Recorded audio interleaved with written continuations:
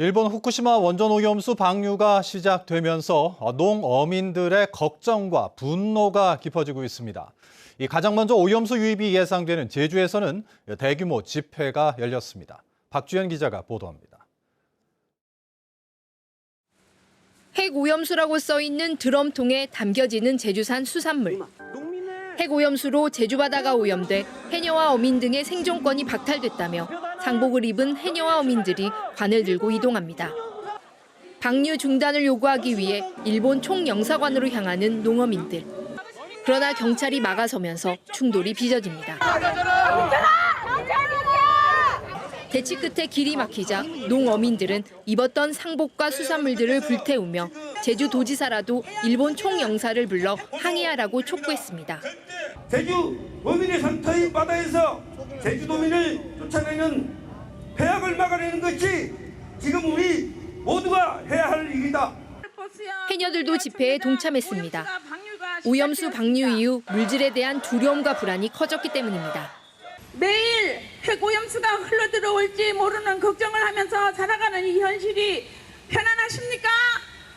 핵오염수에 대한 안전성도 담보되지 않은 상태에서 방류를 찬성한 정부에 대한 비판도 쏟아졌습니다. 후쿠시마 핵오염료가 방류된 이후 이 지구에 우리는 앞으로 50년 이상은 더 살아가야 합니다. 얼마나 많은 피해가 생길지 우리는 모르는데 그것을 그저 방관하고 있습니다. 제주 지역 수산업 생산액은 2021년 기준 연간 9천여억 원으로 전국 수산업 생산액의 11%에 이르는 상황.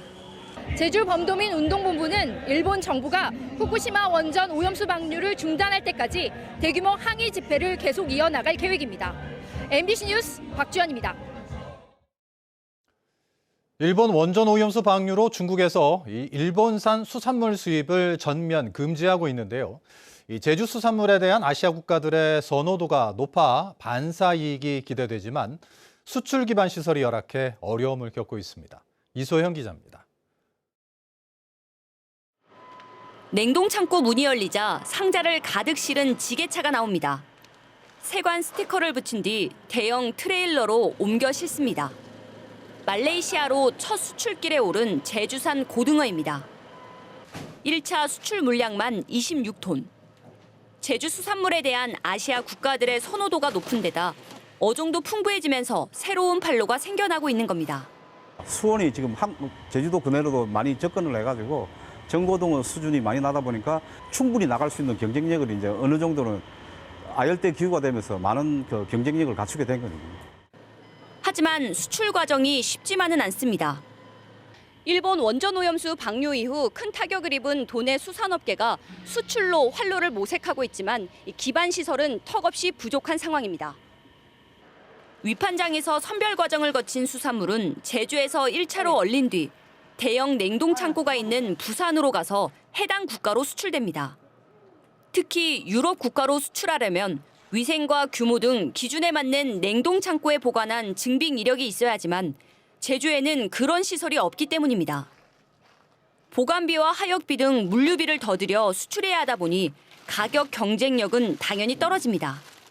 부산에서 작업을 할 경우에는 왔다 갔다 하는 물류비가 일단 2배로 들 것이고요. 그리고 바이어들도 일단은 선도가 생명이니만큼 제주도에서 바로 잡아서 바로 냉동시킨 작업을 한 그 신선도가 높은 고등어를 선호하는 거는 그동안 수출보다는 내수 중심의 산업 구조였다 보니 당장 대응이 어려운 상황. 제주도는 급히 냉동 창고 시설에 30억 원을 투입하고 중국을 겨냥해 냉장 갈치의 통관 절차를 완화하는 방안을 논의하고 있습니다. 중국의 직항로를 개설하고자 하는 이유도 바로 제주의 수산물이 바로 수출 국가로 바로 나갈 수 있는 그런 항로를 만드는 게 가장 시급한 과제라고 생각을 합니다. 일본 원전 오염수 방류로 수산업계의 피해가 걷잡을 수 없이 커지는 상황 속에서 수출이라도 지원할 수 있는 정책 대안이 시급해 보입니다. MBC 뉴스 이소연입니다.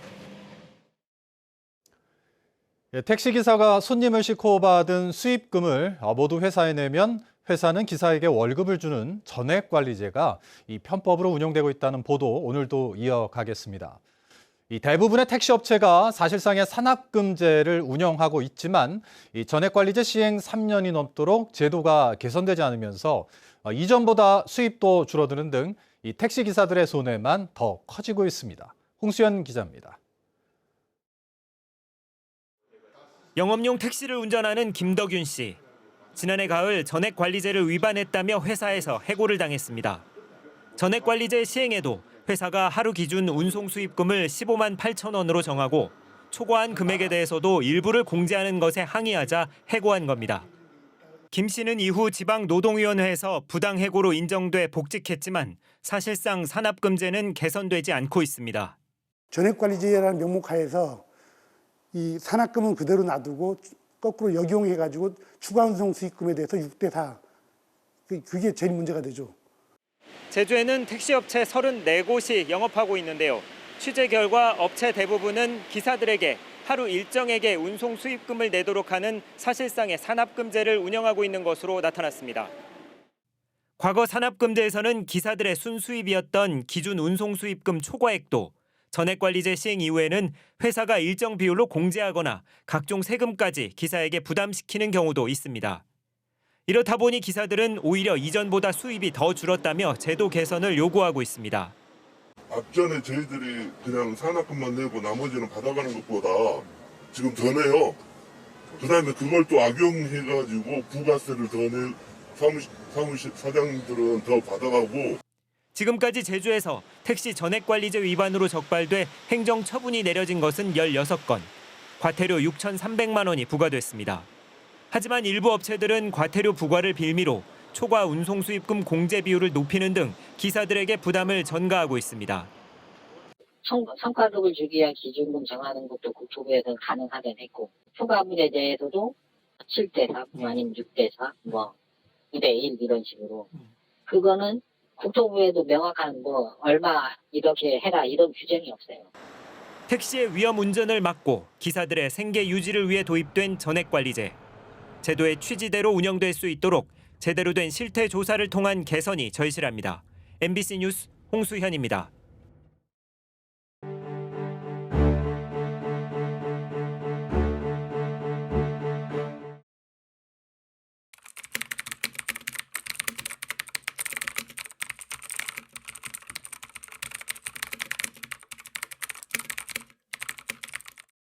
이 4.3 사건에 신고할 때도 할까 말까 제가 많이 망설였습니다. 사실 그렇게 되면은 4.3 사건에 사형당한 사람 하면은 그 빨갱이 자식이라고 이런 비판을 받을 뭐가 있기 때문에 셋다부지입니다. 제가 제사로 모시고 계속 지내왔는데 어떻게 해서 돌아갔던 거는 이번이야 구체적으로 이런 사실을 알게 돼서 대단히 재판부 여러분께 감사드리겠습니다.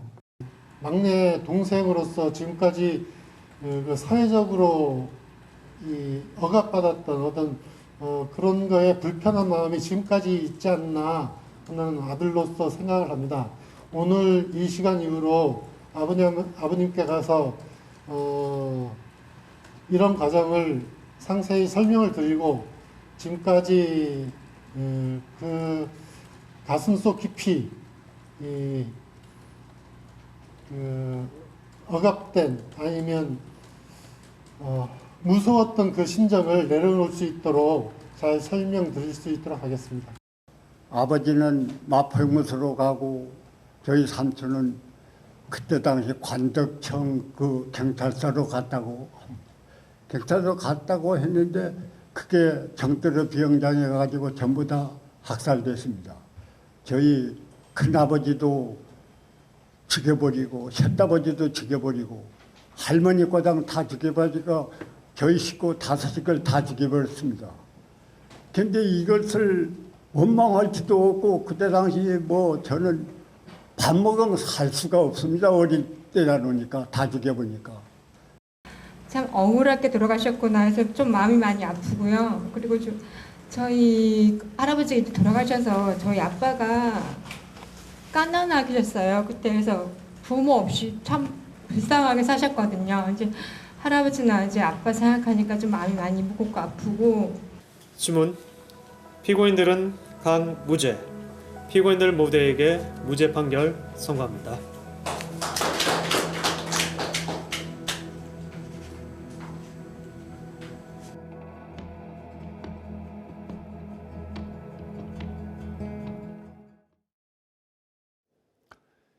제주시 체육회 소속 생활체육 지도자들은 오늘 제주시청 앞에서 기자회견을 열고 노조원들을 대상으로 한 직장 갑질과 괴롭힘을 멈추라고 촉구했습니다. 이들은 제주시 체육회 이병철 회장이 노조위원장에게 폭언을 퍼붓고 일부 조합원의 노조 가입을 방해했다고 밝혔습니다. 또 노조에 가입한 지도자들의 수업을 없애고 병가 신청을 거부하는 등 노조를 탄압하고 지도자들의 인권을 침해했다고 주장했습니다. 이와 함께 제주시 체육회가 편법으로 지도자 복지비 3,600만 원을 전용했다고 폭로하고 법적 조치에 나서겠다고 밝혔습니다.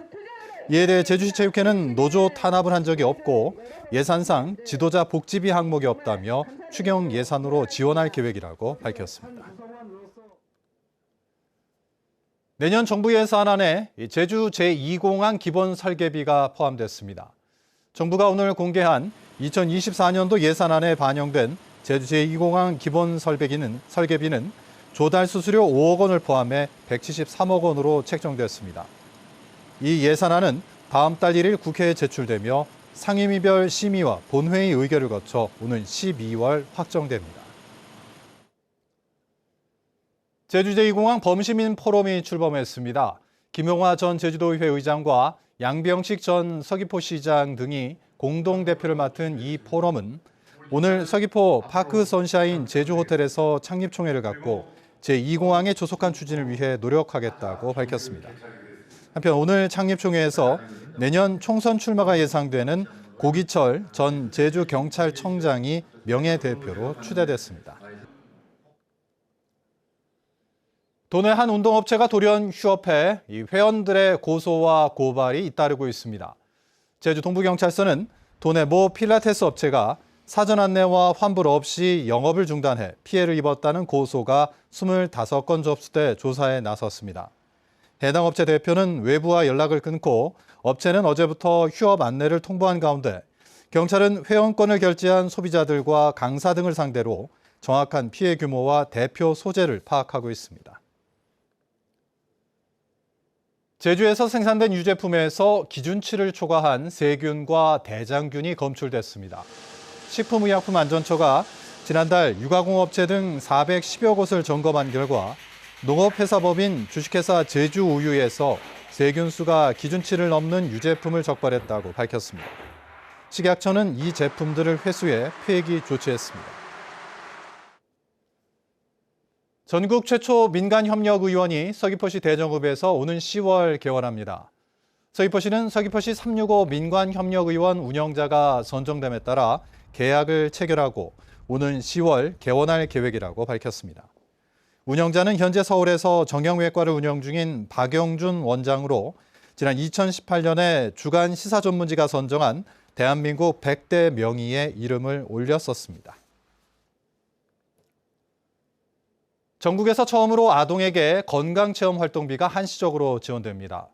제주도는 도내 아동의 건강권 확보를 위해 8세 이상 10세 미만 아동에게 월 5만 원의 건강문화 체험 활동비를 오는 10월부터 3개월 동안 한시적으로 지원한다고 밝혔습니다. 지원 신청은 다음 달 4일부터 12월 15일까지 거주지 읍면동 주민센터와 도청 누리집을 통해 가능하며 오는 10월 4일부터 지역 화폐인 탐나는 점으로 지급할 계획입니다. 경찰이 제주 4.3 사건은 김일성의 지시로 촉발됐다는 발언으로 고발된 국민의힘 태영호 의원에 대해 불송치 결정을 내렸습니다. 뉴스데스크 제주 마칩니다. 시청해주신 여러분 고맙습니다.